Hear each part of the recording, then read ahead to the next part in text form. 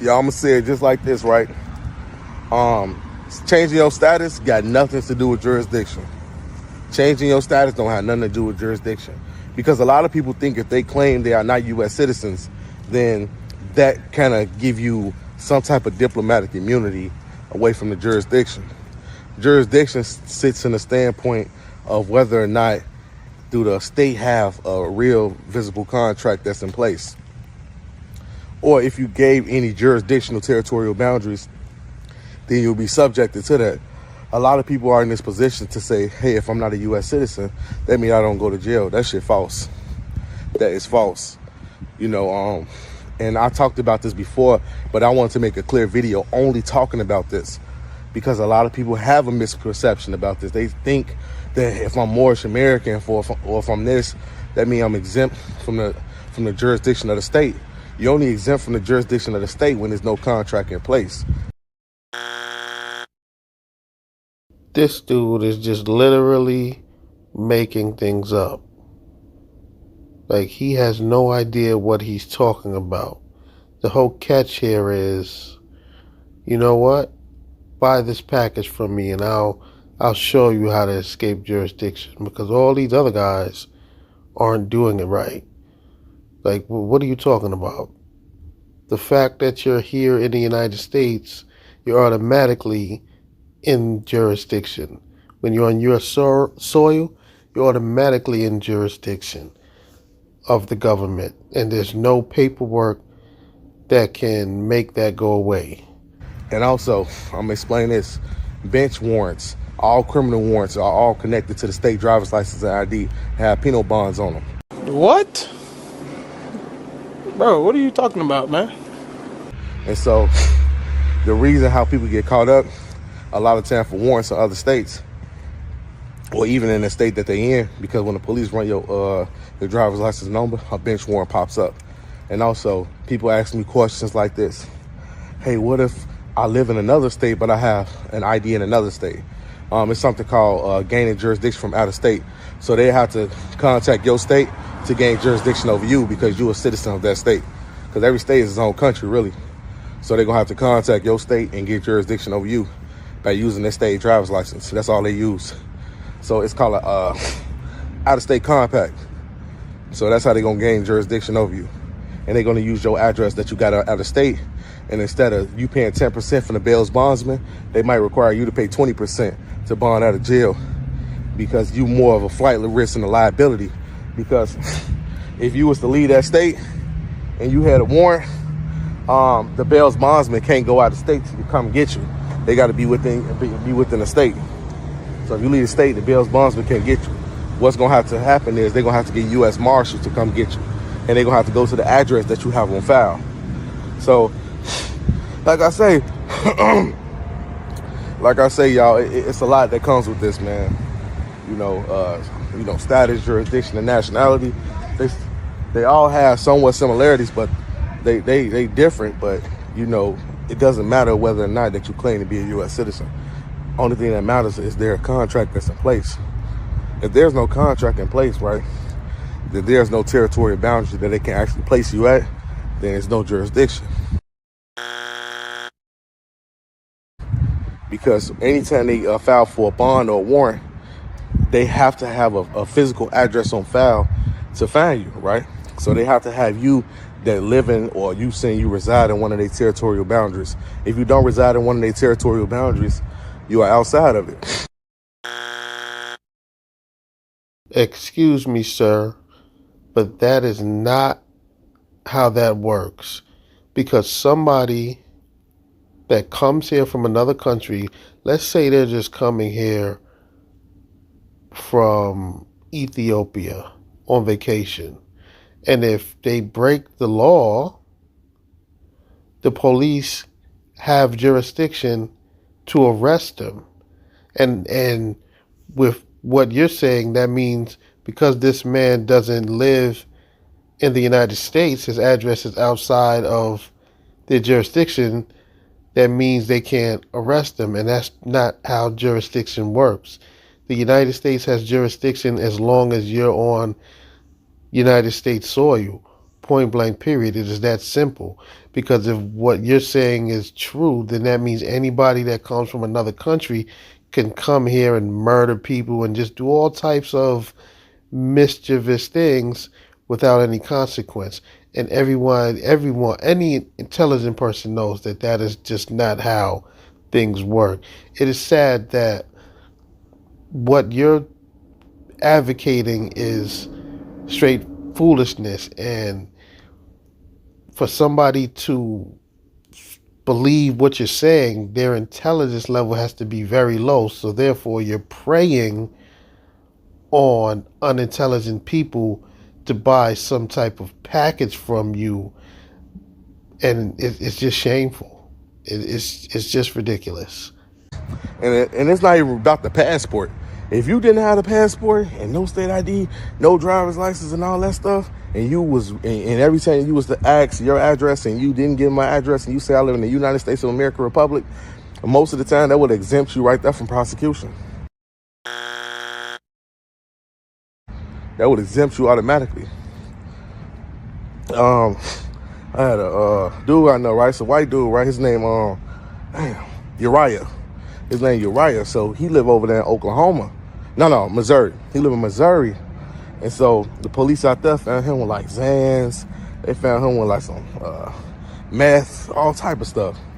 So he didn't have a contract with the state. Like he took my advice and everything like that. So when they came and snatched him up and grabbed all of that, they detained him for 3 days. It was asking him where do he live and everything like that. But he listed everything I say. He ain't gave him nothing.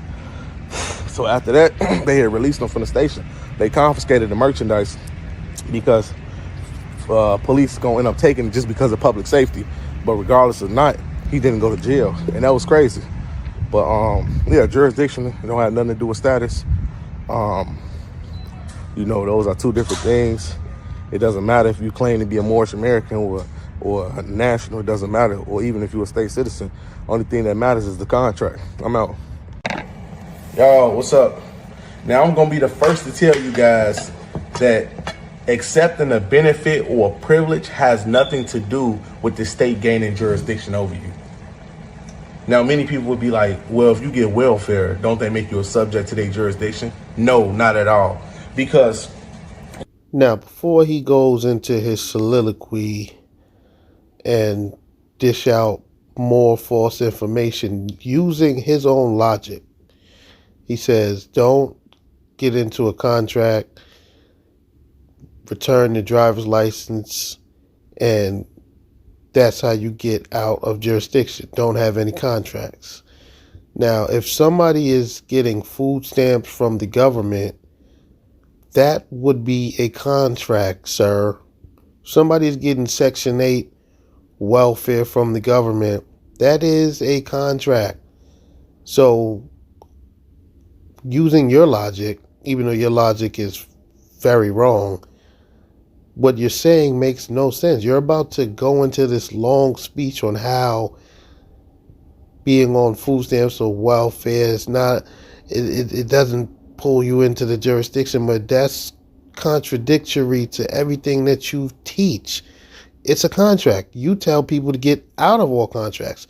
So any non-citizen national shouldn't have a contract of getting food stamps or Section 8 or welfare, because then that pulls them into the jurisdiction because it's a contract with the government. So let me see you try to wiggle your way out of, well, you know what? Well, getting food stamps, it's okay. That you can get that, and you'll still be outside of the jurisdiction. Let me see you wiggle your sneaky little way out. I'm pretty sure at the end of this, you'll have something else, some more paperwork to sell to people on how you can still get your food stamps and at the same time retain non-citizen national status. when they run your background, right, through like the federal background and everything like that, and see you take benefits, that's not how the state or federal government obtain jurisdiction. You have to be a subject to their territorial boundaries. And meaning this, if a person put that they want food stamps, but they live in a rural free area, they can put that. And then on top of that, where they receive mail, they can say they receive mail anywhere. You can have mail sent to your grandmother's house or a person's house that you do not know, or a random P.O. box, just to pick up your food stamps. And then if the police went in your pocket and they pulled a food stamp, that don't get them jurisdiction. What get them jurisdiction is the contractual waiver. Where do you live? Once you tell them that, you lose your rights. Remember that saying, you got the right to remain silent. A lot of people who follow this type of truth, they ain't been remaining silent. They've been talking to the police. They've been really talking to the police. They've been telling the police everything. So when they gain jurisdiction, don't be surprised. And also, I'm gonna tell you guys this as well, right? Now, of course, everything this man just said was completely wrong. But at the same time, this man is literally trying to teach people how to commit fraud against the government. He's trying to teach how to get your food stamps, but you can put a fake address. Like, I can't believe this dude is this stupid to be trying to teach people nonsense like this. And it's even more mind-blowing that there are people actually out there contacting this dude for a consultation. This is insane, man. The world we live in is it's crazy right now. A few people asked me this question, and it was about what was it about? It was about I want to say another form of jurisdiction, right? We're dealing with certain court cases and everything like that, right? Now, this is how jurisdiction works. Once you first get in encounter with an officer and they get jurisdiction over you, like get you to admit to an address, get you to admit to your social security number, what they then do is they bond over the case. Once the case bonded over, a lot of people say, oh, if I found remedy what if I move from the address? They have jurisdiction over the case. So it wouldn't matter if you relocated, they can go anywhere and find you. It doesn't matter if they got to send the task force, the feds, ATF, it doesn't matter. Because in that instance, they have jurisdiction over you. That's why they got a case number. After that case is settled, then the jurisdiction things start all over. So you're a brand new man. So once you walk in the streets and you giving these people your information, such as your address, such as your social security number, and on top of that, you having contracts with the state, they gain jurisdiction just like that. Read your arrest complaint. I tell everybody this, read the arrest complaint. You don't believe me that's how they pull you into jurisdiction, don't believe me. And one person that I've seen on YouTube that actually talked about this, now, I didn't really get the information from him on the address aspect, but he mentioned it one time. But I don't know if he even go that hard with thinking like that's how they gain jurisdiction. But to be honest, that's how they gain jurisdiction. But accepting a benefit or privilege does not prevent a person from being outside. Like it doesn't prevent a person from being outside their jurisdiction. So if you accept a link card or food stamps, that don't subject you to the jurisdiction. That's false. False information. You think the court pull up your your food stamp records? No. You think the court pull up you receive government assistance records in court? No. Read the arrest complaint. We got your driver's license number and we got your address. That's what got the jurisdiction. So don't let people just lie to y'all saying, oh, well, you got a birth certificate, you got a social security number. That pulls you into jurisdiction. Hell no, they don't pull you into jurisdiction. Jurisdiction got everything to do with territory. You can have a social security number and a birth certificate, and they do not have jurisdiction. It's possible. It's very much possible. It's very, very much possible. You know, and I found out this through the court, through trial and error and everything like that. And once I found out what they really do to gain jurisdiction, I cut all of that out. So yes, it don't matter if you get food stamp. It doesn't matter if you get veterans benefits or anything like this. Now, this is what I would want to say. Now, over the food stamp, they got complete control over the food stamp. So whether or not they want to cut you off, they can do that. Now, as far as them gaining jurisdiction in the sense of pulling you to administrative court, let's say if you receive food stamps, but you a convicted felon and you was caught with a firearm, your food stamps is not going to go on a court record or them using an address from the food stamps, because you can be completely homeless and receive food stamps and say you live in a rural free area, or you can receive your mail at a homeless shelter. That's not jurisdiction. Jurisdiction is when you completely admit to the territorial boundaries or have contracts with the state. Also, if you have an expired license with the state or an expired driver's license, a driver's license or a state ID with the state, you have to surrender it. Your ID being expired don't have nothing to do with it, like surrendering it. You have to get rid of it. It has to be surrendered, and you have to make sure you are outside of these people's jurisdiction as much as possible. You know, I can't stress this too much, but this is all I want to say, y'all. So for the most part, you can accept plenty of benefits and privileges. You guys just know how to get out that jurisdiction. You just got to know how to get out of it. Last 2 years ago for my business, I received a government PPP loan. This is from my corporation, and it got all forgiven by the same government and everything like that. That don't matter. And on top of that, look, this thing about it, right? When you fill out for the PPP loan, right, for the payroll protection program, they ask you, are you a U.S. citizen or national of the United States? They ask you on the form, and I check off yes, because I am a national of the United States. Has nothing to do with jurisdiction. Has nothing to do with jurisdiction. They don't gain jurisdiction by you taking a benefit and privilege. It doesn't work like that. Whoever telling y'all that is lying. If they want to bring up facts, show them arrest complaints, and I'm going to show you what the jurisdiction came from.